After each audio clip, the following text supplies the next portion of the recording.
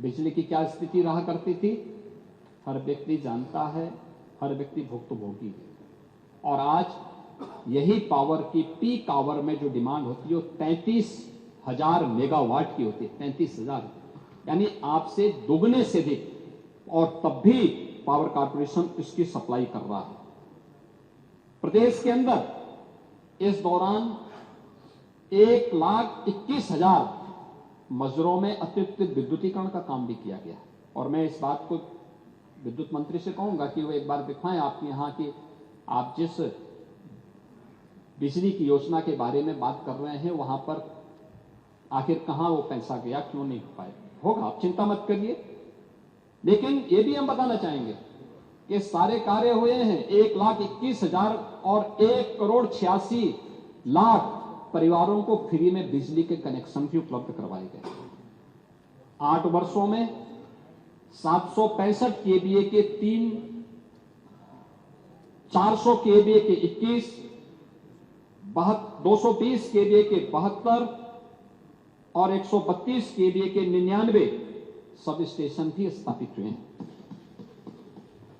और प्रदेश में विद्युतीकरण को भी एक समान रूप से जिला मुख्यालय पे 24 घंटे, तहसील मुख्यालयों में 20 से 22 घंटे और ग्रामीण क्षेत्र में 18 से 20 घंटे की आपूर्ति देने की व्यवस्था की है। और आज मैं कह सकता हूं कि यूपी अपने अन्नदाता किसानों को सर्वाधिक बिजली देने वाले राज्यों में है। सबसे अधिक बिजली उत्तर प्रदेश उपलब्ध करवाता है।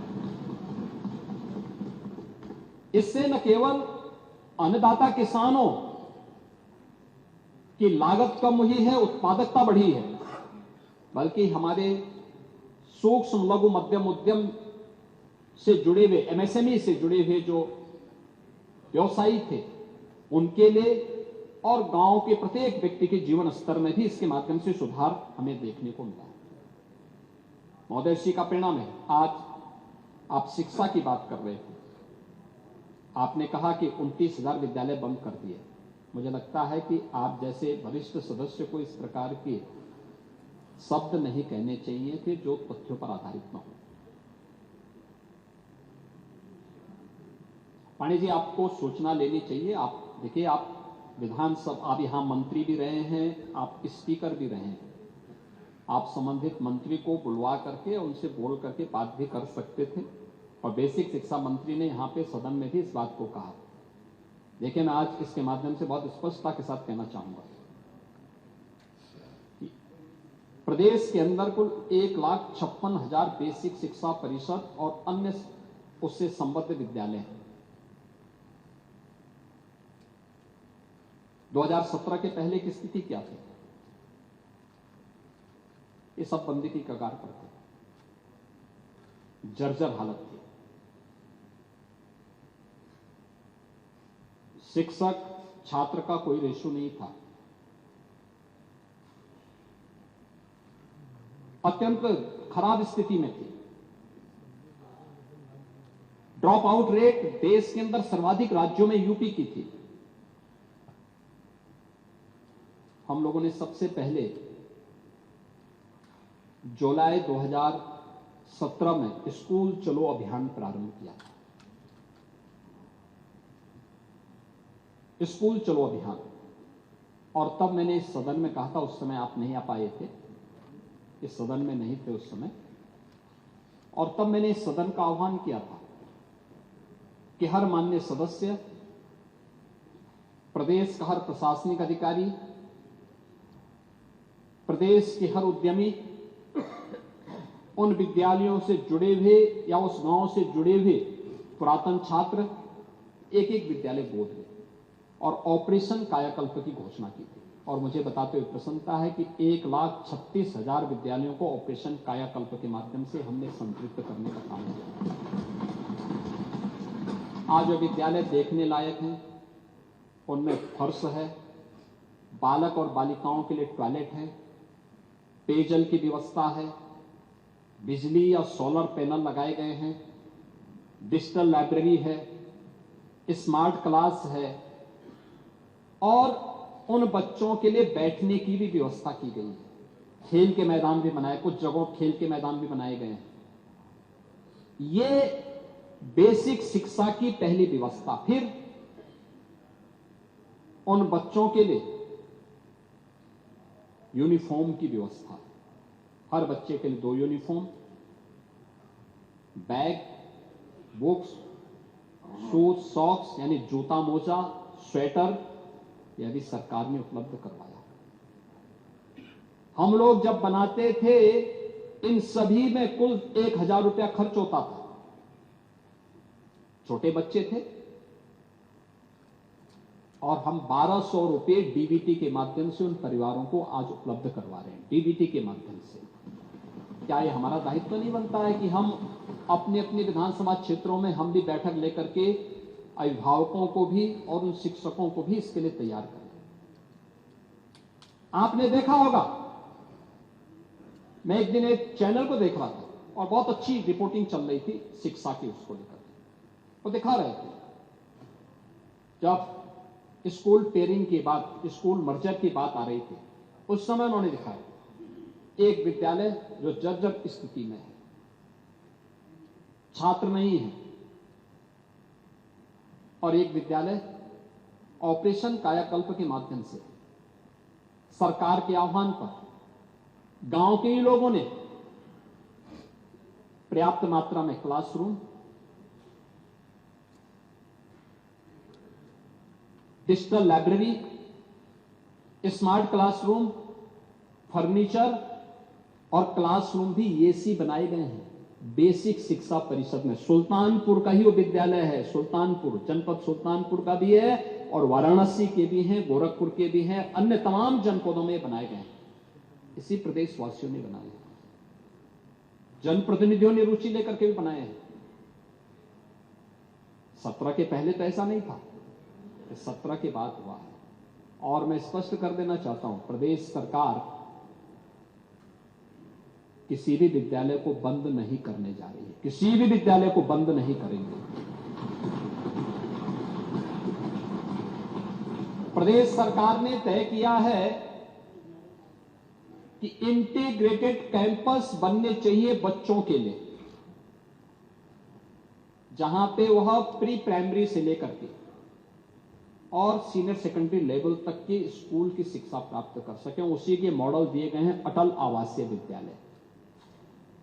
पांडे जी, मैं जाऊंगा, यहां पे हमारे श्रम और सेवायोजन मंत्री हैं राजभर जी, श्री अनिल राजभर से कहूंगा कि एक बार आपको अटल आवासीय विद्यालय का दौरा करवाएं। अभी मैं बिलारी में भी आया था, बिलारी के विधायक भी नहीं होंगे, हाँ भाग गए होंगे, क्योंकि स्वतंत्र देव जी ने ऐसी कसम उनको खिला दी है कि बेचारे समझ ही नहीं पा रहे होंगे कि किसके नाम पे कसम खाएं। ऐसी कसम मत खिलवाया करो। नहीं, मैं भी कह रहा हूं ना, किसके नाम पे करें, और खन्ना जी किसके नाम पे कसम खाते हैं।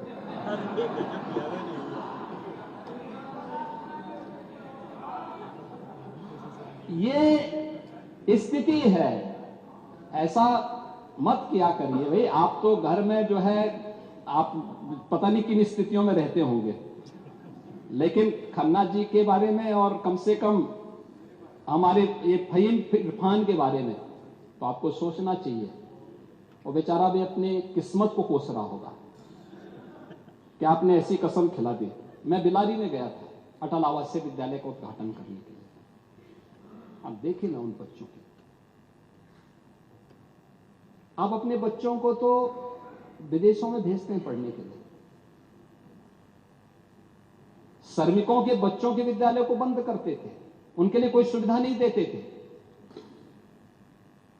आज श्रमिकों के बच्चों के लिए, निराश्रित हो चुके बच्चों के लिए अटल आवासीय विद्यालय हम बना चुके हैं। और यही नहीं बना रहे हैं, कैंपस जो हम बनाने जा रहे हैं, अभी सीएम अभ्युदय विद्यालय, पीएम श्री विद्यालय और सीएम कंपोजिट विद्यालय एक मॉडल बनने जा रहे हैं। कस्तूरबा गांधी विद्यालयों को भी अपग्रेड किया गया। 8वीं तक थे, गरीब परिवारों की बच्चियां पढ़ती थी, 12वीं तक की बच्चियां उसी कैंपस में पढ़ेंगी। सभी प्रकार की सुविधाओं को वहां पर सरकार ने उपलब्ध करवा दिया, ये भी वहां पे उपलब्ध कराई गई। और 29,000 से अधिक जिन विद्यालयों की बात कर रहे हैं, 27,000 विद्यालय हैं। 27,000 विद्यालयों को हमने स्वेच्छा से इस बात के लिए कहा कि जो विद्यालय चाहेंगे, 50 से कम छात्र हैं तो 1 किलोमीटर के दायरे में, 1 किलोमीटर का दायरा बहुत लंबा नहीं होता। पांडे जी, आप 4-4 किलोमीटर जाते थे, क्यों बच्चों के भविष्य के साथ खिलवाड़ कर रहे हैं?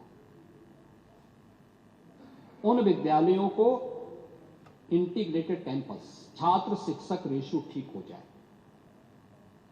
छात्र शिक्षक रेशियो कम से कम 3 शिक्षक जरूर हों उन विद्यालयों में। अगर छात्र संख्या ज्यादा है, शिक्षक की संख्या बढ़ाइए। हमने इस बात को कहा है कि 22 छात्रों पे 1 शिक्षक की उपस्थिति जरूर हो, यह अनिवार्य किया जाए। और बाकी जगह खाली होती है, अभियाचन भेजिए, हम आयोग के माध्यम से नई भर्ती करवाएंगे। शिक्षा आयोग नई भर्ती करेगा और ये समय पे होना चाहिए। लेकिन 3 से 6 वर्ष तक की राष्ट्रीय शिक्षा नीति के अंतर्गत, और ऐसा नहीं कि स्कूल पेयरिंग की स्थिति केवल यूपी के अंदर हो रही है, हिमाचल में हुई, कांग्रेस ने हल्ला नहीं किया। कर्नाटक में हुआ, कांग्रेस ने हल्ला नहीं किया। अन्य राज्यों में हुआ, कहीं हो हल्ला नहीं हुआ।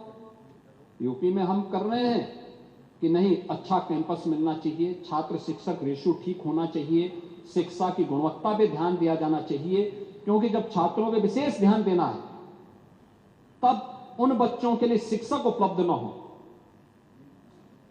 क्या स्थिति है?